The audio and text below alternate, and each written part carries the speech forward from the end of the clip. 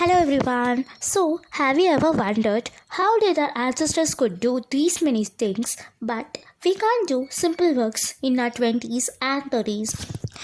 They never did any kind of yoga asanas or went to gym or maybe due to their food routines. How do you think? Do comment in the comment box. So, now let's come to the topic. I will be taking each things in details to give you a clear understanding about our culture. So the foods could be a reason or a main reason. They started the day by 4 a.m. from Rangoli. Then went to bath together. After praying to God, they went to the kitchen. We have lots of workloads through which we totally forgotten many things in lives. Those days, they had joint families, mostly where they can do the works by dividing the works. It is represented something like unity. They used to drink something like coffee or tea and started the day with cooking. Okay, now we have a mixing grinder to grind things.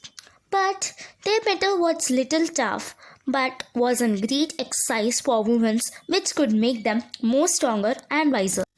You can ask me how it is possible. So, let me explain.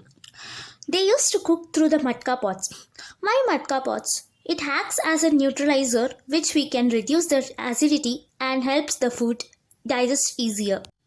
Now the next question will be how they used to grind things. First, coming to this grinding stones. This one is known as with many words in their own languages, so I am not specifying those. So it is used for grinding chutneys, achars, etc. And this gives us a taste and odor which any mixie can't afford for. So coming to the next grinding stone, this is used for grinding small things into paste or powder. It's a natural exercise, right? You can check in Google also. These are asanas, right? Now, these are some other examples of grinding stones. Now, the next question would be how they used to store things. It's a great question, right? We have fridge, etc., etc. But those days, they didn't have anything. How they used to store? They used to store through matka pots. Yeah, through matka pots. They didn't use the products for so long, but it has the cooling effects. Now, next coming to the clothes. How they used to wash clothes. Ever wondered? But in India, we can still find it.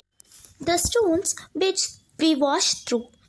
If you check in Google, they were actual asanas which we have started saying at beliefs. Okay, let me ask you one thing. As in conclusion, will you do any work if we say it's your choice?